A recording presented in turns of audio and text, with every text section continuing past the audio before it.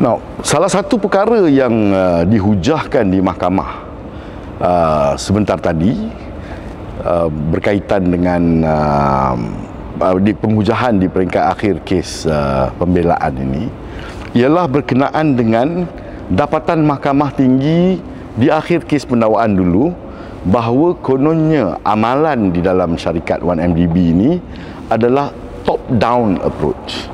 Ini dapatan oleh mahkamah, top down approach. Mahkamah telah menerima keterangan yang diberikan oleh Syahrul Azral, mantan CEO 1MDB, telah menerima keterangan yang diberikan oleh Tan Sri Ismi, mantan pengerusi 1MDB, dan juga beberapa lagi pegawai 1MDB seperti Hazim dan sebagainya. Mahkamah mendapati dan menerima keterangan mereka bahawa kononnya semua arahan yang dilaksanakan datang daripada Datuk Seri Najib.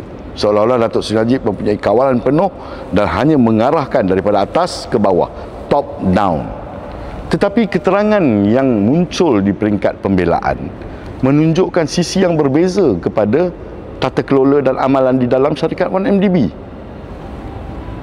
Pihak pembelaan telah memanggil sebagai saksi Tan Sri Lodin Wok Kamarudin, mantan pengerusi 1MDB. Dan beliau telah memberi keterangan sepanjang beliau berada di 1MDB, beliau tidak pernah melihat ada satu keputusan yang tersedia yang dibuat oleh Datuk Seri Najib untuk diturunkan dan diputuskan di peringkat lembaga. Maksudnya, bila lembaga duduk berbincang dan memutuskan satu perkara, tidak ada keputusan, keputusan yang telah dibuat oleh Datuk Seri Najib. Itu keterangan yang diberikan oleh pengerusi 1MDB, Tan Sri Lodin Wok Kamarudin. Nah, kalau kita tengok kepada keterangan-keterangan yang telah diberikan, ada 10 sebenarnya perkara-perkara yang dimasukkan di dalam kertas pertuduhan sebagai tindakan atau perbuatan Datuk Seri Najib yang mencerminkan top down approach ini. Artinya 10 perkara ini dikatakan sebagai keadaan-keadaan di mana Datuk Seri Najib telah bertindak membelakangi lembaga pengarah atau bertindak bersendirian yang kemudiannya lembaga pengarah hanya endorse ataupun adopt ataupun mengambil keputusan Datuk Seri Najib itu sebagai keputusan sendiri. Nah, satu jadual telah disediakan oleh peguam pembelaan tadi.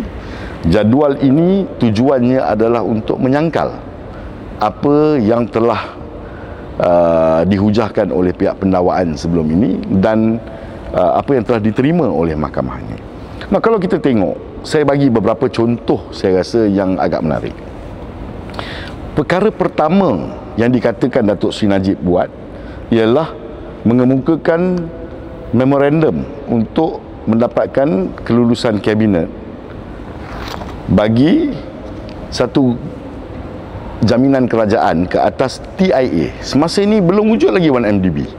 1MDB masih lagi satu institusi yang dikenali sebagai TIA, milik negeri Terengganu, milik keluarga Diraja Terengganu. Itu dikatakan juga satu benda yang telah satu tindakan yang salah yang telah dibuat oleh Datuk Seri Najib, bahawa kononnya dia telah membuat keputusan untuk memberi government grant ataupun government guarantee kepada TIA. Tetapi benda ini sebenarnya dibentangkan di kabinet oleh Perdana Menteri pada masa itu, Tun Abdullah Ahmad Badawi, pada 12 hari bulan Disember 2008.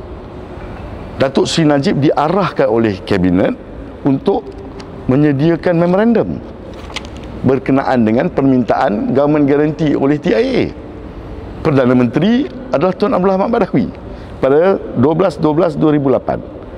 Dan Datuk Seri Najib menyediakan memorandum itu dan membentangkannya kepada kabinet pada 1 hari bulan April 2009, di mana kabinet telah meluluskan sebulat suara memberikan government guarantee kepada TIA.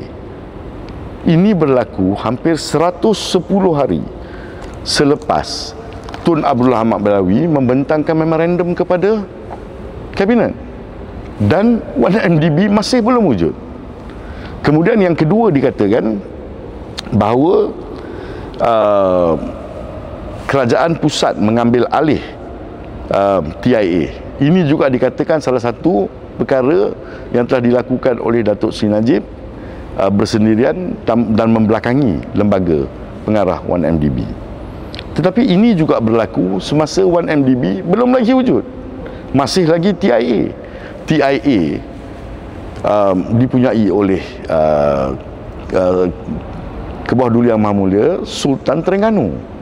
Pada masa itu beliau adalah Yang di-Pertuan Agong. Dan beliau telah mencadangkan agar TIA diambil alih oleh kerajaan pusat bersama-sama dengan government guarantee yang telah diberikan oleh kerajaan pusat. Dan seorang saksi iaitu adinda kepada Sultan Terengganu telah datang memberi keterangan di mahkamah ini sebagai saksi pembelaan, mengatakan bahawa cadangan untuk pengambil alihan TIA oleh kerajaan pusat ini adalah cadangan yang dibawa oleh Istana Terengganu, bukan cadangan yang dibuat oleh kerajaan Malaysia, apatah lagi oleh Datuk Seri Najib.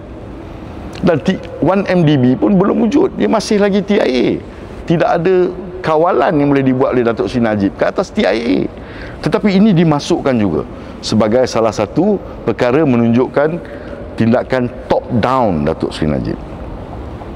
Kalau kita tengok cadangan yang dibuat oleh Terengganu ialah pada 16 hari bulan Jun 2009, dan keputusan kabinet yang dipengerusikan oleh Datuk Seri Najib untuk meluluskan pengambil alihan TIA oleh kerajaan pusat dibuat pada 29 hari bulan September 2009, 43 hari selepas cadangan itu dikemukakan oleh TIA dan keluarga diraja Terengganu.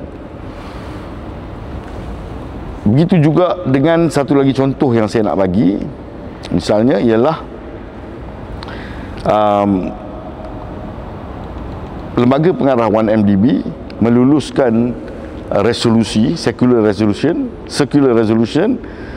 memberi kuasa untuk penambahan 1 bilion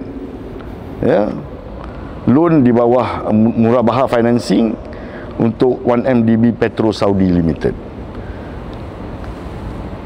1MDB, lembaga pengarahnya telah bersidang dan telah pun membuat keputusan untuk meluluskan 1.5 bilion USD loan tambahan kepada 1MDB Petro Saudi Limited ini pada 22 hari bulan 3 2010. Ini keputusan lembaga.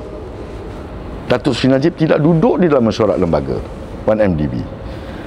Dan Datuk Seri Najib hanya menandatangani dokumen-dokumen yang meluluskan penambahan 1 bilion ini pada 16 hari bulan 5 2011. 419 hari selepas lembaga telah pun membuat keputusan. Satu lagi contoh saya nak berikan, kelulusan 1MDB untuk memasuki satu joint venture agreement dengan Aba Investment PJS. Pada 9 hari bulan April 2012, Badawi Al-Husaini daripada Aba Investment PJS menulis kepada CEO 1MDB Syahrul Azral untuk mencadangkan pembentukan satu JV bernilai 6 bilion ringgit Malaysia. Satu investment dengan Aba Investment PJS. Ini dibuat pada 9 hari bulan 4 2012. Dan keputusan Datuk Seri Najib untuk memberi shareholders resolusi dan juga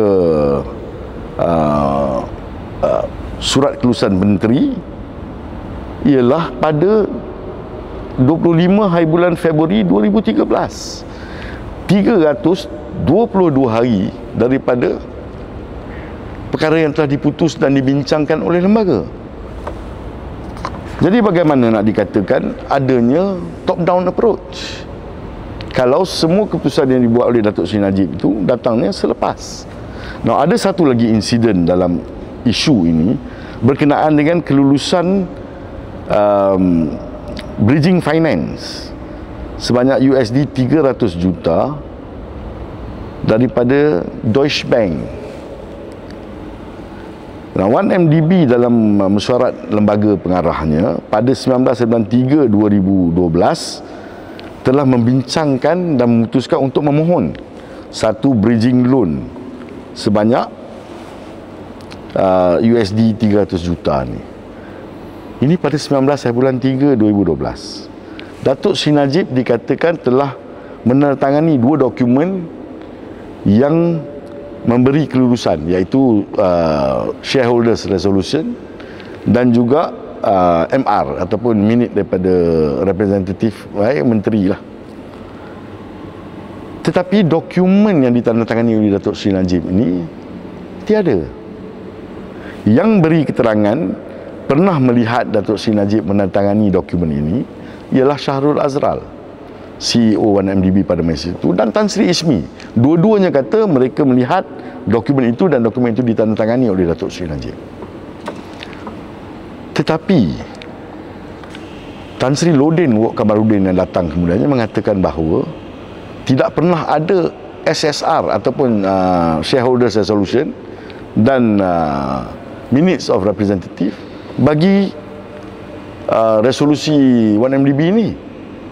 Jadi Datuk Sri Najib sebenarnya tidak menandatangani apa-apa SSR ataupun MR ni, tak ada, mengikut Tan Sri Lodin Wok Kamarudin.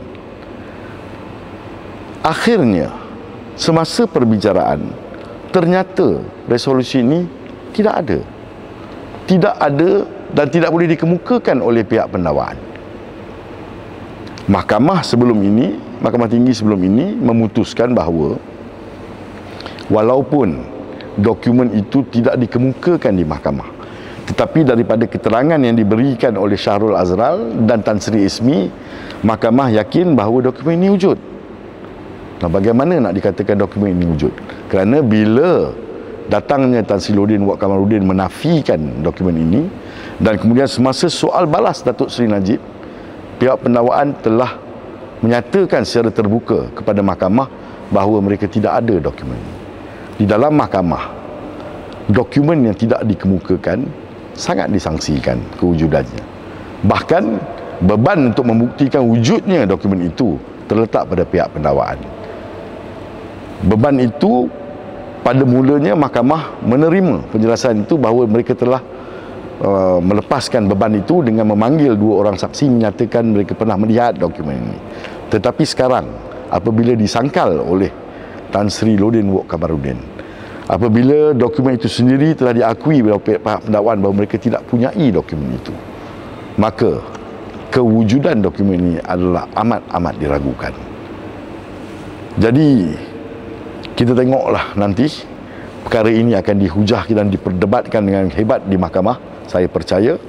Dan setakat hujahan pada hari ini, perkara ini telah pun dibangkitkan dan ia adalah satu isu yang amat penting untuk diputuskan oleh mahkamah. Mahkamah perlu mengkaji semula keputusan yang terdahulu, sama ada untuk mengekalkan keputusan awal atau menerima sangkalan yang telah dibuat oleh pihak pembelaan.